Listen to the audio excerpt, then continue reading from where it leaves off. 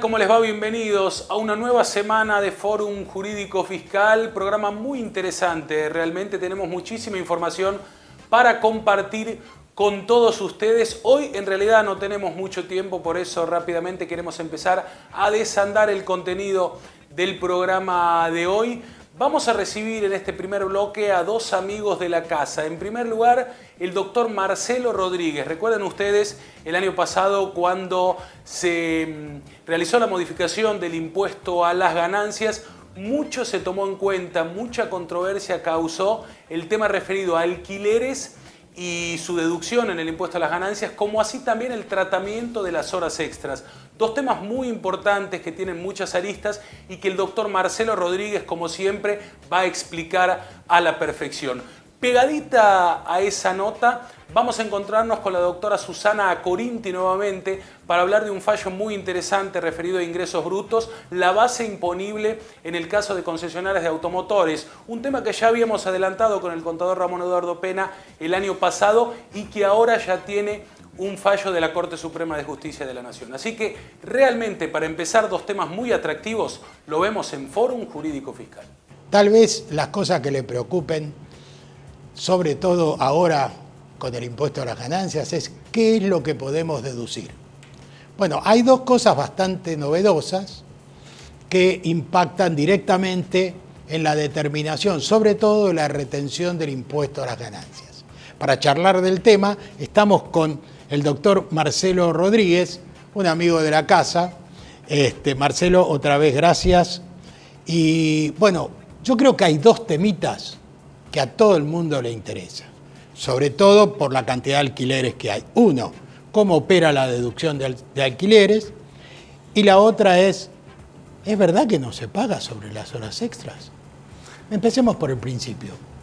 Bueno, en relación al tema de los alquileres, esto viene a cuento para contextualizarlo sobre el carácter personal del impuesto a las ganancias.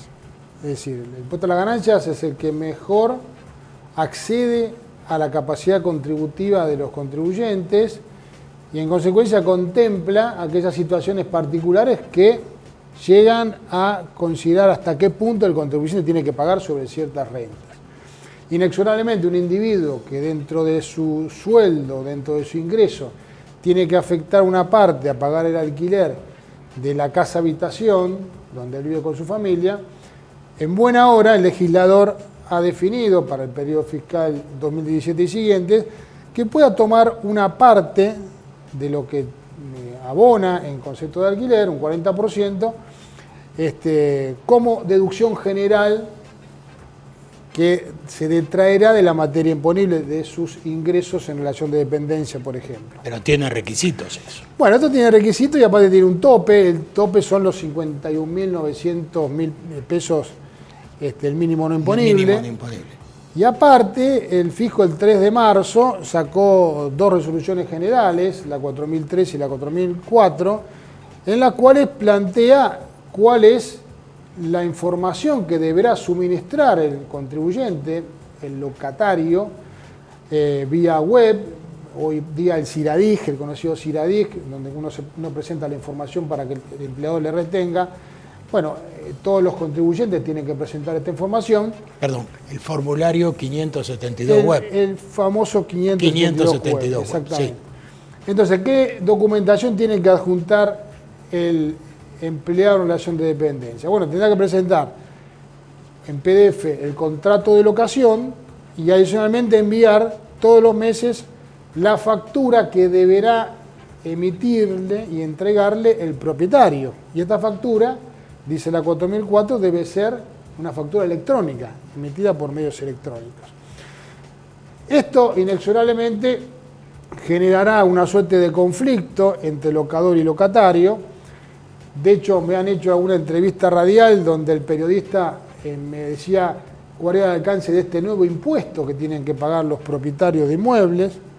Este impuesto a las ganancias tan novedoso puesto por la ley, al cual yo le decía, bueno, no es para nada novedoso, es un impuesto que está vigente en nuestro país desde el año 1932. El problema es que los propietarios de inmuebles no acostumbran a liquidar el impuesto a la renta sobre el beneficio que les genera este alquiler. O sea, lo evaden. Lo evaden, naturalmente. En consecuencia, hoy se ven con la situación de que para beneficiar al inquilino, para que él pueda deducir una parte, estamos hablando de una desgravación máxima del 35% de mínimo no imponible, algo así como 18.800 pesos en impuestos por año, que obviamente si es muy alto el alquiler repercutirá en un 35% máximo en cabeza del locador. Bueno, esto obviamente generará controversia, esto generará naturalmente discusiones entre unos y otros, muchos querrán trasladar al locatario el costo de este impuesto. Lo cierto es que a la luz de la capacidad contributiva, pareciera ser que tiene mayor capacidad contributiva el propietario de un inmueble que quien es el locatario del inmueble, máxime que la ley limita este beneficio a aquel individuo que tenga un único inmueble, que lo esté alquilando y lo destine a casa-habitación. El tema de condominio. Creo Sí, que, cuando tenemos un condominio y alquilamos, somos 3 hermanos. La resolución general es muy práctica, digamos, muy práctica y ha resuelto los problemas controvertidos. 3 hermanos que nunca declararon la locación del inmueble, ¿qué deberían hacer? Bueno, inscribirse como condómino y entregar una factura por el condominio. Esto puede tender a ser complicado, uno puede estar en el exterior, otro tal vez no quiera hacerlo, con lo cual la norma permite que uno de los 3 sea quien entregue esta factura. Obviamente en la factura debe figurar los datos de los 3 condóminos y durante el periodo que tenga vigencia el condominio será este individuo el único que tiene que entregar la factura. Obviamente esto es una formalidad, cada uno de los 3 condóminos deberá cumplimentar sus obligaciones fiscales de acuerdo a cómo marca la ley o de acuerdo al encuadre que él le ha dado a su situación fiscal. Bueno, esta entrevista tenía 2 aristas. Una la acabamos de completar, que es la deducción del 40% de los alquileres de casa-habitación. Sí. Ahora, ¿qué pasa para aquellos trabajadores que tienen horas extras? Porque se ha divulgado alegremente que están exentas. Y en realidad habría que explicar qué es lo que está exento. Sí, en rigor de verdad, lo que se busca en la ley es tratar de instar a los empleados en relación de dependencia a que dejen de resistirse a trabajar horas extras en virtud del incremento de la carga fiscal que esto vaya a generar. Ahora, lo que va a eximir la ley en el inciso Z del artículo 20 tan solo son las horas extras que se trabajen durante días inhábiles, domingos o feriados. Exacto. Es decir, que hay que consignar de acuerdo a el gremio donde este individuo trabaja cuáles son las horas normales que el trabajo que puede llegar a considerarse normales durante la semana, supongamos 48 horas, y si él trabajase 3 horas extras un miércoles, estas 3 horas extras no serán exentas. Claro. Serán exentas tan solo las 3, 4, 10 horas extras que trabaje un día inhábil o un día domingo o un día feriado. Que en ese caso, si hay un día de la actividad y lo trabaja, también se consideraría como inhábil. Exacto. Y sería no laborable. Exacto. Bueno, la claridad que siempre te caracteriza, Marcelo, por algo te llamamos. Bueno, muchas gracias. Así que gracias por estar con nosotros. Encantado, mucho gusto. Estamos con la doctora Susana Corinti, también gran amiga de nuestro programa, con quien vamos a comentar un fallo que ha cambiado algunas decisiones que han tomado las provincias en materia de ingresos brutos. ¿Qué tal, Susana? ¿Cómo estás? Hola Ricardo, ¿cómo estás? Gracias por la invitación como siempre y bueno, viene un año movidito a nivel corte. Gracias a vos porque siempre estás dispuesta para estar con nosotros. Ha habido algunas decisiones judiciales, según estuvimos hablando atrás de cámara, con respecto a un cambio que va a ser fundamental, porque algo que se estaba pagando por diferencia se va a pagar sobre el total y tiene que ver con las concesionarias de automotores. Sí, exactamente. En el año 2015, Acara se presenta ante el Juzgado Federal de San Juan número 2 y ahí pide que, digamos, presenta una acción declarativa de certeza, porque lo que quiere es determinar sobre qué se paga, como vos bien dijiste, si se paga sobre la comisión o si se paga sobre el monto total de venta, que es un disparate. Pero bueno, Acara se presenta, pide esta acción declarativa, pero pide una medida cautelar. En el Juzgado Federal de San Juan no le sale la medida cautelar. Entonces llega a la Cámara Federal de Mendoza, que sería el Tribunal de Alzada. Y la Cámara de Mendoza hace lugar y declara por mayoría la competencia del fuero federal. Pensá que esto es ingresos brutos. Claro. Bueno, pero hace lugar a este tema porque están involucradas 23 provincias. Entonces, la Cámara Federal de Mendoza revoca el fallo del juez de San Juan y admite una medida cautelar. ¿Qué dice la medida? La de la Cámara Federal de Mendoza, que las 23 provincias se abstengan de determinar el impuesto sobre los ingresos brutos sobre el monto total de ventas a las concesionarias que integran Acara. Que no hagan percepciones ningún agente de percepción, que esperen, que no haya títulos ejecutivos, o sea, nada, que no haya nada de esto. O sea, sobre el monto total, nada. Ni el impuesto, ni las retenciones, ni las percepciones, ni nada. Esto de la Cámara de Mendoza. Ahora bien, imagínate 23 provincias, ninguna Fiscalía de Estado se quedó con los brazos cruzados y la Fiscalía de la Provincia de Buenos Aires presenta un recurso extraordinario. Todo esto sucede en noviembre del 2015. ¿Qué pasa? Nadie resuelve. ¿Qué hace la Fiscalía? Se va directamente a la Corte, porque no iba a esperar otro año más. ¿Y qué dijo la Corte? Que ahí viene el tema, Acá viene el tema fundamental. La Corte toma este recurso de queja, pensá que no estaba rechazado el extraordinario, y dijo que no, que revoca el fallo de la Cámara de Mendoza.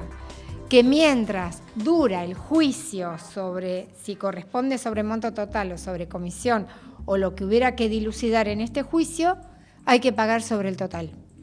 Es decir, todo vuelve, porque hay muchas provincias que ya se habían expedido y habían dicho justamente que se pagaba por lo menos hasta que no haya un fallo. Exacto. Sobre la diferencia, etcétera. Ahora, si se vuelve a ese mismo lugar, esas provincias ¿tendrán derecho a ir sobre el total? Exactamente. O sea, hoy estas 23 provincias, digamos, Acara representó a su grupo de asociados, de afiliados. Estas 23 provincias hoy están liberadas a partir, como te dije, del fallo del 14 de febrero de 2017 en la causa Acara y otros contra Arba y otros también. Hoy estas 23 provincias que estaban con los brazos cruzados, hoy pueden accionar contra los integrantes de Acara. Ahora, ¿qué diría el sentido común? En la medida que no haya prescripción, lo sensato que sería que las provincias no hagan ninguna ejecución o que hagan determinaciones de oficio en la medida que no haya prescripción. Pero fíjate vos qué disparate, qué dispendio, como decimos vulgarmente, ¿no? Qué dispendio jurisdiccional, qué dispendio de gente trabajando, de abogados, contadores. ¿Para qué? Para que a lo mejor al final de este camino se reconozca que no corresponde pagar sobre el total, ¿no es cierto?, de comisiones. Es un absurdo, pero bueno, es lo que hay. Es lo que hay, lo dijiste, pero no deja de ser un notición. Así que a tenerlo en cuenta aquellos que trabajan con automóviles y tienen algo que ver con concesionarias.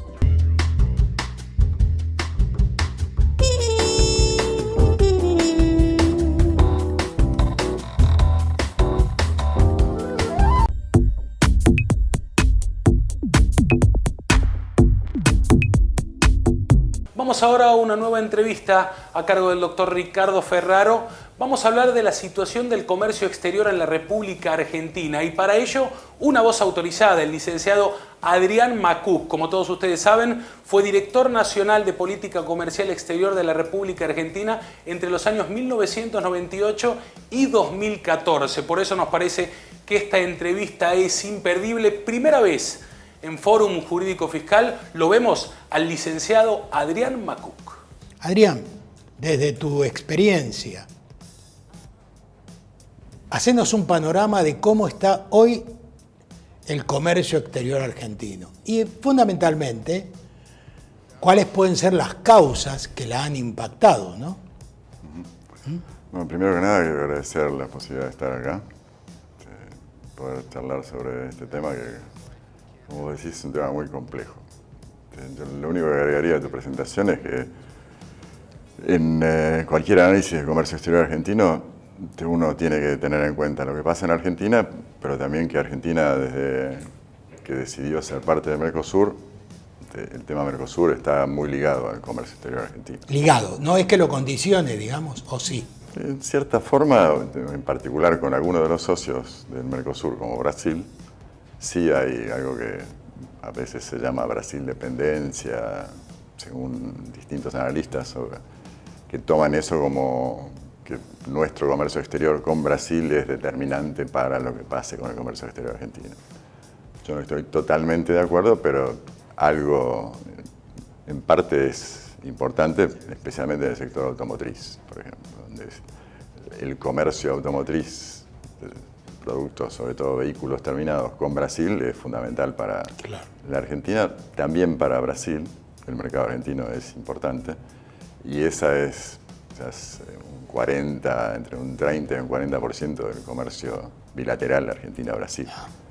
Así que, pero lo que quería decir primero es esto, que en la complejidad del comercio exterior está también la cuestión de la complejidad de este proceso de integración que Argentina decidió iniciar en 1991, que se cumplieron ahora 26 años el domingo pasado, del Tratado de Asunción, y son, si bien no como vos decís, algo que condicione, pero es algo que no se puede olvidar. Correcto. Como que cualquier política, hablando de mi cargo, política comercial externa de Argentina, tiene que partir de que Argentina es un socio con Brasil y con Uruguay y Paraguay, dejo de lado a Venezuela, sí. Es un caso particular, en el Mercosur. Entonces, para ir más específicamente a lo que vos me preguntás del comercio exterior argentino, yo creo que estamos en una coyuntura difícil, primero porque después del año 2015, cuando se sinceraron las cuentas, los cálculos estadísticos del INDEC, de repente nos dimos cuenta que en lugar de tener un comercio de exportación e importación que estaba entre los 150.000 millones de dólares, de repente eso se disminuyó en un tercio. Entonces, pero eso es verdaderamente o más. Una caída. Por ejemplo, en el caso de las exportaciones, para poner números redondos, estábamos calculando algo así como 80.000 millones de dólares y de repente bajamos a 55.000 millones de dólares. En parte por el problema estadístico, en parte porque las exportaciones argentinas bajaron de por sí. Es decir, en bienes. Claro. En bienes. Sí, hablo de... Claro. En cantidades y en precios. El tema de los precios de las exportaciones, que fue parte de lo que caracterizó la primera década del siglo XXI, el crecimiento de los precios de exportación de algunos productos primarios, eso desde el año 2008, 2009, salvo un repunte 2011, 2012, si bien están más altos, para poner una referencia clásica, las hojas, sí, las hojas, están más altos que cuando empezó este proceso en el año 2002-2003, el crecimiento de los precios internacionales, pero muy por debajo de lo que llegó a estar, que fueron 600 dólares la tonelada. Ahora está en 350. Ahora, en general, en el comercio exterior, sí, Argentina, además de esos convenios bilaterales automotrices o algo en particular, y digamos la colocación de productos agropecuarios, en lo que hace a manufacturas, ¿cuál es su situación y cuál es su posibilidad, sobre todo, ¿no? Viendo un poco a futuro? Indudablemente que la coyuntura no es todo lo favorable que uno quisiera.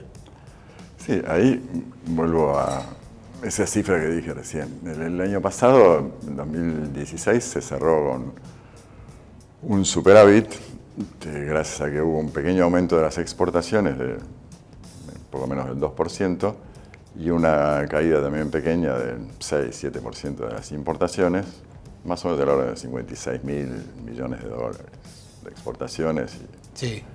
2.000 millones de dólares de superávit. El tema es la composición.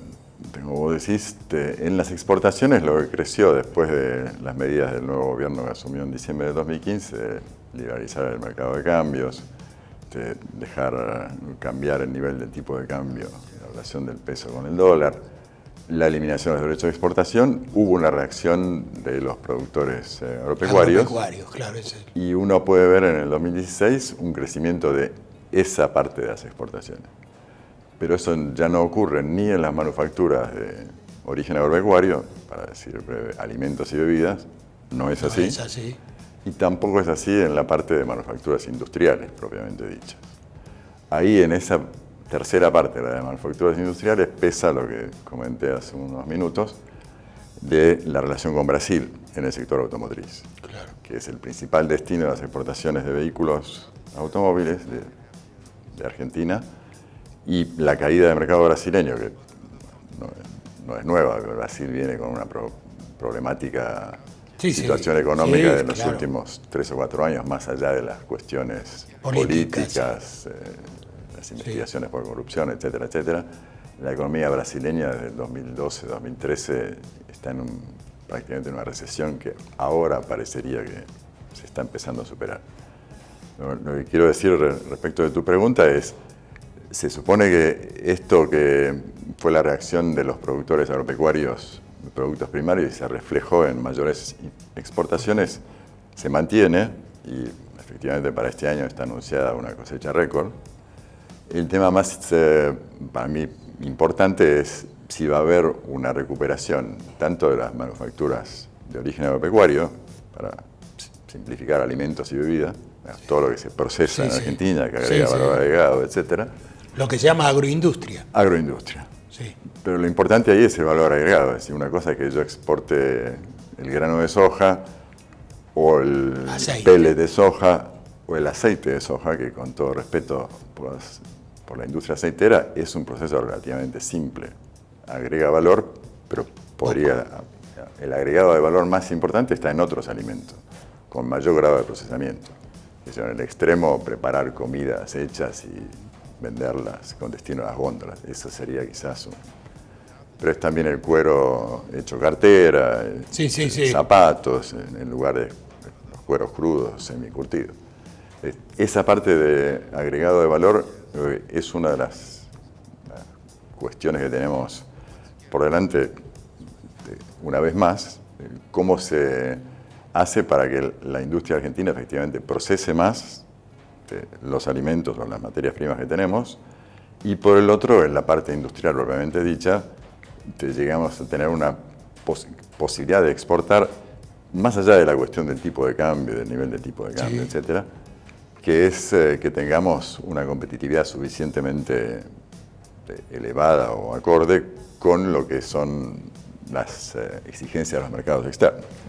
Ese puede ser un tema para desarrollarlo puntualmente. Puede ser.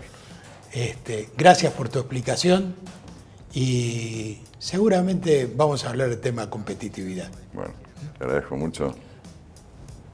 Gracias. Volvemos al piso. Muy bien, gracias licenciado Adrián Macuc, gracias doctor Ricardo Ferraro. Nos estamos despidiendo, estamos con nuestro productor ejecutivo, el contador Ramón Eduardo Pena. Hola Beli, ¿cómo estás? Bueno, realmente muy bien. Rapidito, porque nos estamos yendo. ¿Cuáles son las últimas novedades que tenemos en materia de penal tributario? En penal tributario tenemos que en este momento se está estudiando una reforma a la ley penal tributaria, pero lo que se necesita de manera urgente es la actualización de los pisos de punibilidad. Porque hoy estamos hablando de 400.000 pesos para el caso de evasión simple. Y recordemos que esos 400.000 pesos vienen desde el año 2011 sin ser actualizados. Por ejemplo, en España, a quienes copiamos mucho, está en 120.000 euros. Eso es 2 millones de pesos, poco más de 2 millones de pesos. Exactamente. Por ejemplo, dentro de las opiniones doctrinarias, el doctor Bertaza hablaba de 1 millón de pesos para evasión simple y 10 millones de pesos para evasión agravada. Por su parte, la doctora Teresa Gómez dice que los tribunales están colapsados. Y uno de los principales motivos justamente es este.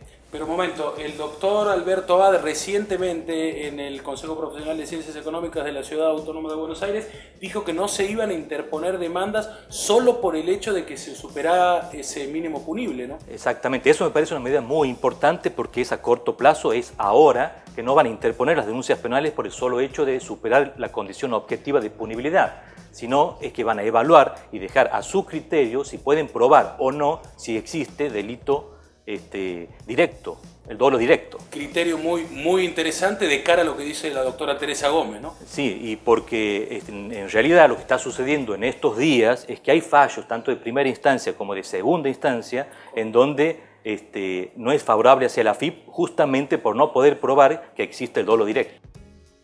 Muy bien, Ramón, interesantísimo el tema. No tenemos más tiempo, pero te comprometo para que en los próximos programas tratemos estos fallos relevantes referidos a esta situación. Le vamos a dedicar este programa desde toda la producción a Alfredo y a su grupo de íntimos amigos Dale Pancu. Con ellos queremos estar acompañando este momento en el programa del día de hoy. Nos vamos con la frase habitual y nos encontramos dentro de 7 días con un nuevo programa de Fórum Jurídico Fiscal. Gotta get a good day.